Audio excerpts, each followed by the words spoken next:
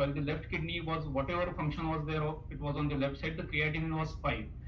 And from the appearance of the X-ray, you will see that it's a grossly hydronephrotic system on the left side, and right kidney we really don't know from the X-ray.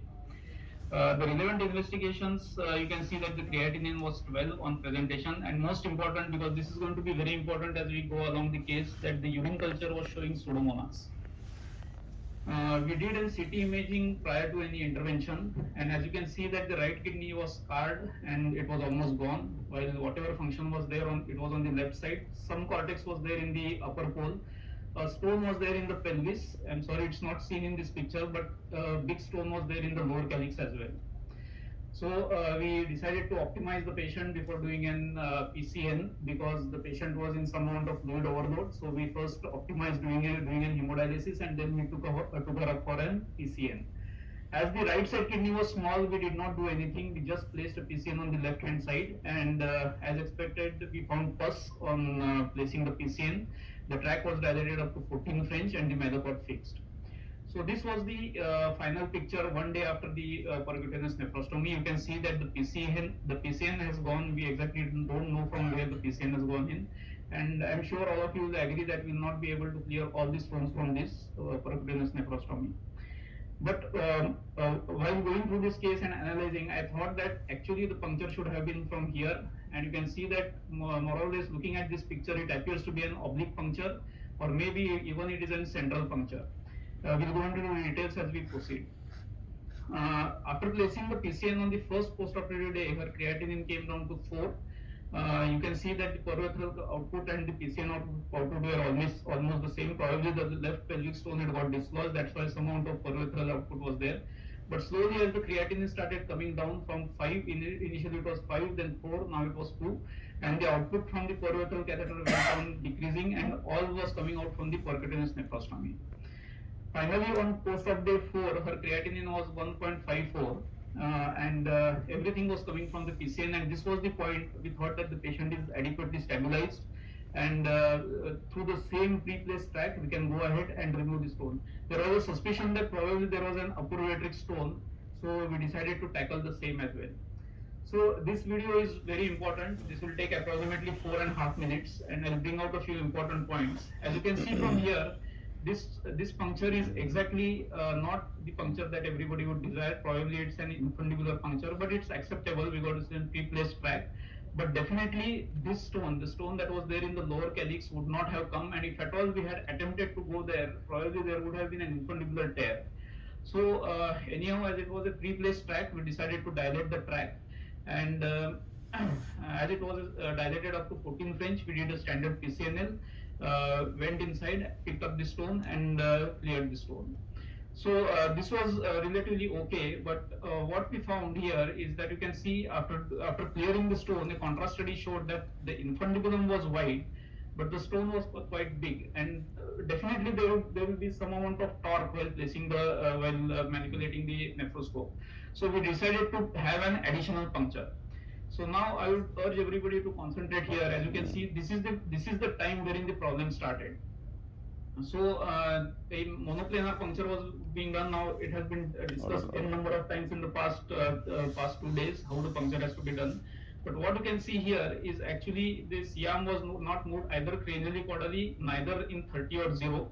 And without following anything, the dilatation was done. You can see for sure that the wire has gone outside the pelvic alveolar system, and the whole system has been dilated right up to 30 French with the nephroscope.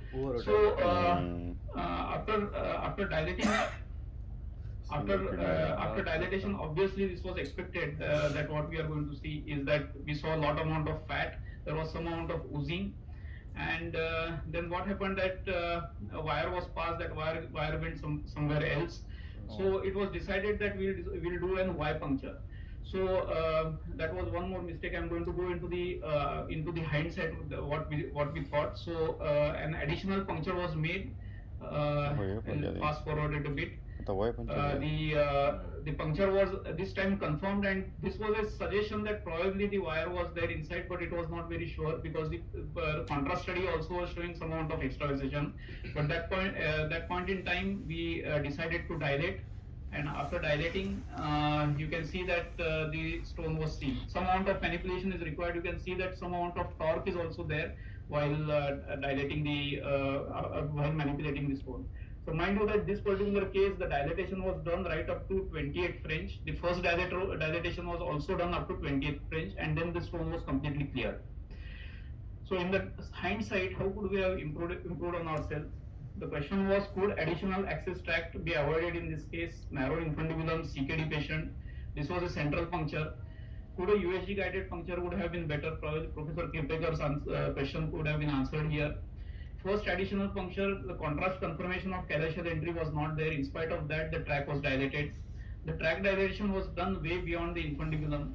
On second puncture, the contrast was clearly seen going into the vasculature. The procedure should have been abandoned instead of dilating at that point in time. And once access was gained, a nephrostomy should have been placed. As it is famously said that when the going gets tough, the tough insert a nephrostomy tube. So this particular adage was not followed. But anyhow, the patient did well.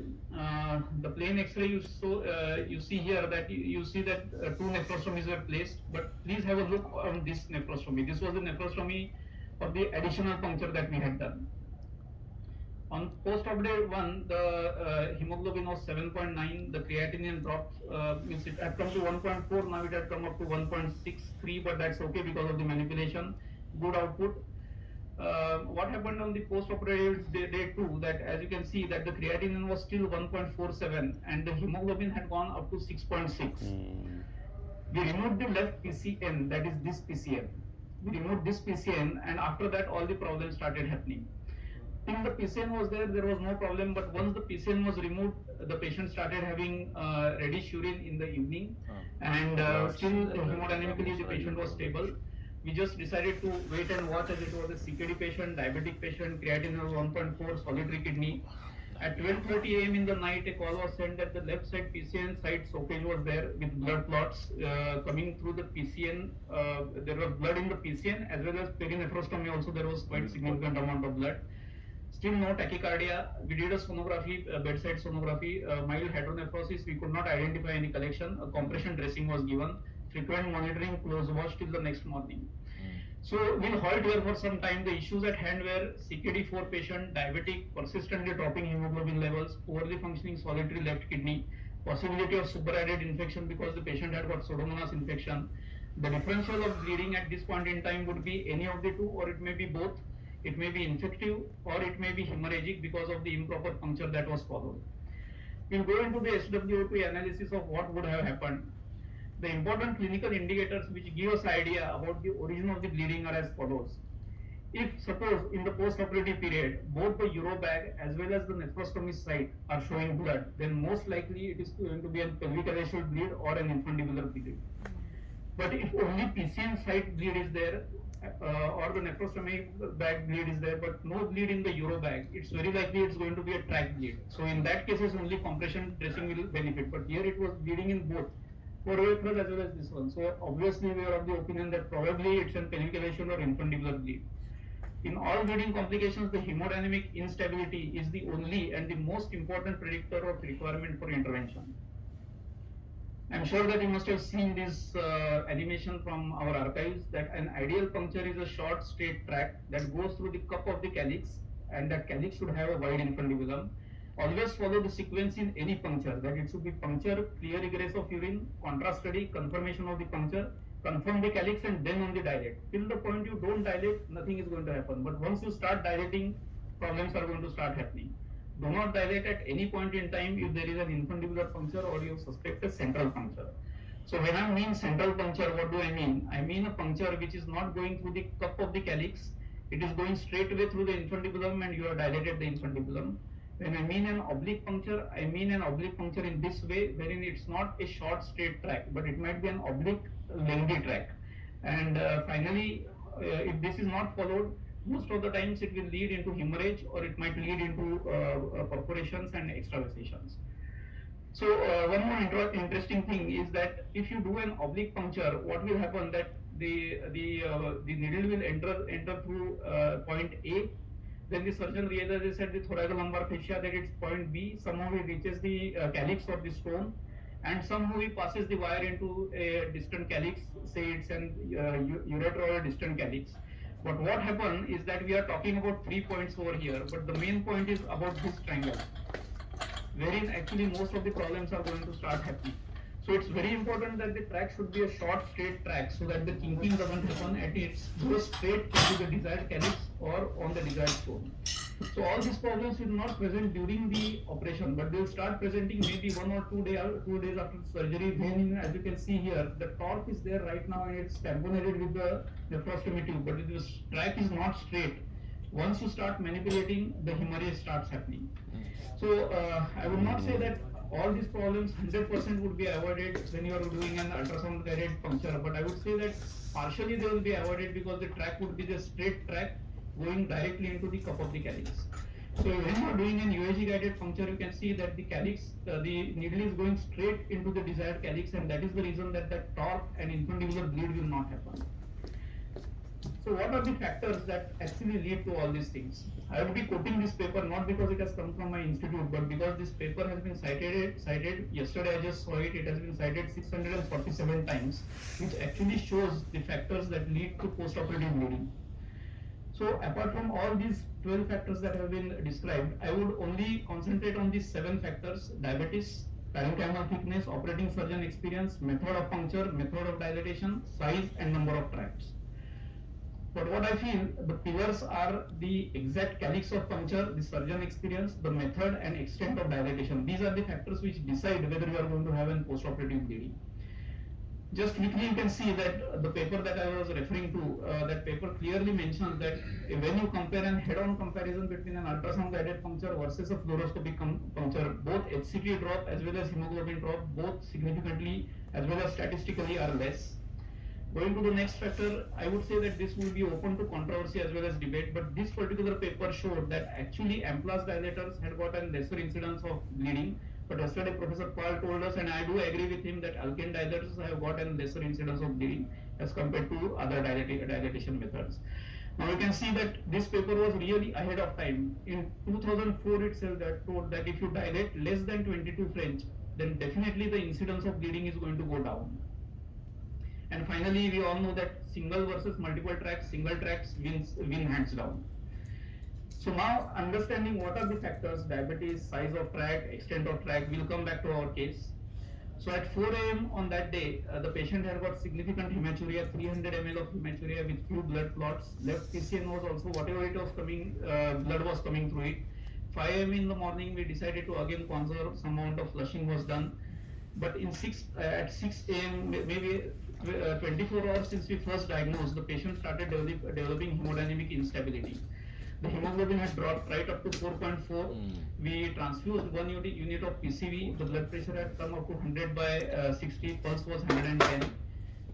So just to give you a food for thought, that if you are suspecting arterial bleeding, always there will be hemodynamic instability. If you are suspecting venous bleeding, it might be a venous wound without an arterial ooze. Maybe there will be sometimes hemodynamic instability with burst, but most of the times the patient will have persistent hemoglobin drop. And finally, if the bleeding is of infective origin, always you will have a history of positive culture, fever, slow dropping hemoglobin, and many a times the patient will be having persistent fever. So we have to always have in our mind, looking at the Eurogap, PCN, as well as this feature, what would be the exact etiology of bleeding.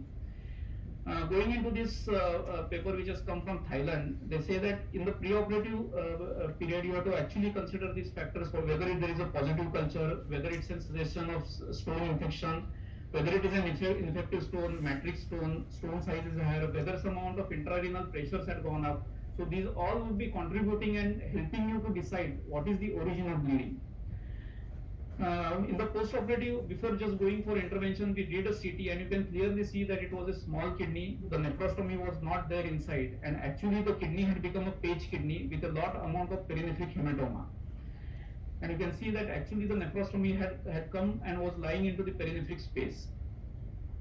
So the question here is when to do angioembolization, when to do open exploration, what is the success rate of angioembolization, and I'm sure I'm not going to overstep on the talk of Professor Lakshman Prabhu, but I will just tell you what we did in this particular case. Again, going back into our experience, we thought that whenever the patient has got hemodynamic instability, with persistent hemoglobin drop, most of the times angioembolization will help. We had got out of these cases wherein we have studied 41 cases around 7 years ago, only 2 required nephrectomy. So keeping this in mind, we went ahead with angioembolization, but the patient was so unstable that actually we could not angioembolize the patient. So we decided to defer the procedure and brought the patient back from the angiography suite. We stabilized him further with PCVs, hemoglobin, and again took him back for angioembolization. And this time you can see, if you can again remember what we had discussed when I had shown you the puncture, that this is the exact site where actually the tract dilatation was done, and he had over dilated the infundibulum, and that is the reason where we had to insert these 2 coils. Bedside ESG on the next they showed that still the kidney was a page kidney. There was lot amount of perinephric hematoma. So we decided that he requires the re-exploration. We did an open re-exploration, did a clot evacuation. As far as possible, we tried to not touch the kidney, just evacuated the clots, placed a drain, and came out. Total, the patient required 7 units of PCV, 2 units of Hwp, and some more blood in the post-operative period. But luckily, the patient was discharged in stable condition with a creatinine of 1.84, a bump of almost 0.5, with a hemoglobin of 7.7, and a total hospitalization time of approximately 22 days. 22. So finally, last 2 slides. What are the lessons learned? Finally, we must remember that prevention is always better than cure. The Hwp analysis of any complication should be done as far as PCNL is concerned, considering the pre, per, and post-operative complications. I will always say that perfect puncture is always half done. Actually, the whole job will be done definitely if you do a perfect puncture, and that is key to success. Till the time you do not dilate, nothing is lost. Here comes the importance of dilating and good puncture with the smallest possible tract. Always remember that when the going gets tough, the tough insert a nephrostomy, and this is a dictum that everybody should remember. Hemodynamic instability with hemoglobin drop is the indication for endovascular intervention in post-PCNL bleed. Post-PCNL organized large hematomas require open evacuation, but that is too very occasionally. I am there in MPH since 20 years. I have seen that we have done it in 2 or 3 cases maximum wherein open evacuation has been required. And finally, the factors which determine the chance of bleeding are as follows. Pre-operative, always be on the watch if the patient is diabetic, if he is having a positive urine culture, if there is an atrophic parenchyma, deranged renal function, and intraoperatively, if you have done multiple punctures, you have not done a contrast study, and if the nadir creatinine has not dropped below, then definitely you have to be particularly careful if you are dilated beyond 22 French of tract. Again, thank you so much for the opportunity.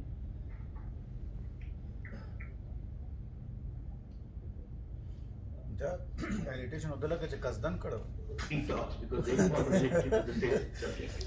Radiology is